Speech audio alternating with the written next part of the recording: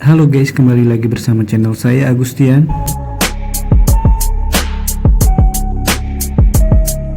Pelaku korupsi sudah seharusnya dihukum seberat-beratnya. Hukuman yang bisa diberikan seperti menyita harta kekayaannya dan mengurungnya di dalam penjara. Namun masyarakat tidak puas dengan hukuman yang dinilai tidak membuat jera itu, karena dampak negatif yang akan mengancam juga akan merugikan negara. Yang paling utama, pembangunan sektor-sektor publik yang akan menjadi terganggu. Dana dari pemerintah yang hampir semua yang digunakan untuk fasilitas umum, tidak semua digunakan. Sebagian dana tersebut digelapkan. Eksploitasi secara besar-besaran, tidak memperhitungkan daya dukung lingkungan, menyebabkan merosotnya lingkungan hidup yang sangat parah. Bahkan di beberapa tempat sudah melebihi batas, yang menyebabkan terjadinya bencana ekologis yang berdampak lemahnya kepada kemampuan warga dalam memenuhi kebutuhan dasar. Hasilnya pun tidak akan masuk ke dalam kas negara, karena sudah digunakan untuk membayar jatah oknum-oknum pejabat. Wele kebangetan banget ya guys. Dari segi investasi, dengan adanya kasus korupsi dalam pemerintah, para investor tidak akan tertarik untuk berinvestasi di negara Indonesia. Hal ini akan menyebabkan tingginya tingkat pengangguran dan kesejahteraan yang rendah. Nah guys, dalam video kali ini saya akan memberikan info dari beberapa negara yang menghukum pidana korupsi dengan hukuman mati, mempertanggungjawabkan atas perbuatan mereka. Oke guys, langsung saja kita simak videonya. Para koruptor di Cina akan dihukum mati jika melakukan korupsi lebih dari 100.000 yuan atau setara dengan 215 juta rupiah.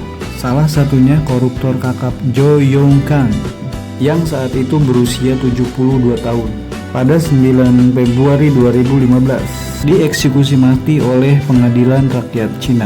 Konglomerat di bidang pertambangan itu dihukum mati sejak Mei lalu karena terbukti korupsi, menjual senjata ilegal dan mengatur pembunuhan berencana. Hukuman mati bagi para koruptor dilakukan sejak Xi Jinping menjabat sebagai presiden Cina sejak Desember 2014. So udah dicopot dari posisinya di partai. Ratusan koruptor dihukum mati selama 2 tahun. Wow, ngeri kali ya guys. Yang kedua, Vietnam.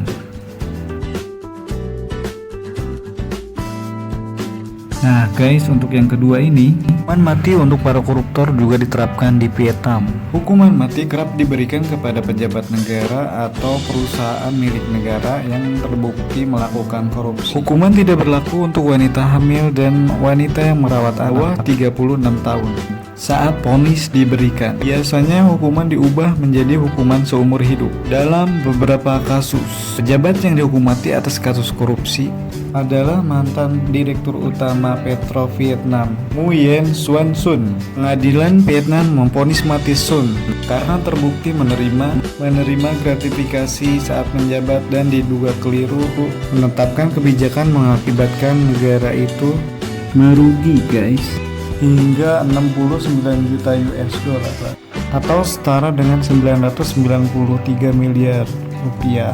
Wow, banyak sekali ya guys. Yang ketiga, Singapura. Singapura dikenal sebagai salah satu negara dengan tingkat korupsi paling rendah di dunia. Salah satu sebabnya adalah hukuman keras bagi para korupsi. Hukuman di Singapura tegas terhadap pelaku kejahatan seperti pembunuhan, penyelundupan, obat terlarang, dan juga korupsi. Kurun 1994 sampai 1999. Hukuman mati diberikan pada lebih dari 1.000 orang. Amnesty International mencatat negara Singapura adalah negara yang paling sering mengeluarkan hukuman mati. 21 orang divonis hukuman mati pada tahun 2001. Wow, ngeri ya guys. Keempat, Taiwan. Sebelum tahun 2000, eksekusi hukuman mati di Taiwan sangatlah tinggi. Tetapi setelah melewati perdebatan ramai, angkanya menurun dengan hanya 3 kasus hukuman mati dan tidak ada dari 2006 sampai 2009. Eksekusi hukuman mati hanya diberikan kepada pelanggaran pembunuhan, penyelundupan obat-obat terlarang, dan juga korupsi. Namun dalam undang-undang anti korupsi Taiwan, hukuman mati hanya diberikan kepada mereka yang maling untuk bencana alam, dan dana untuk mengatasi krisis ekonomi. Nah guys, itulah beberapa fakta mengenai hukuman mati para koruptor di beberapa negara. Lalu bagaimanakah kondisi hukum di negara kita guys? Khusus untuk para pidana korupsi. Nah, semoga saja di suatu hari nanti negara kita bisa meniru negara-negara maju tersebut guys.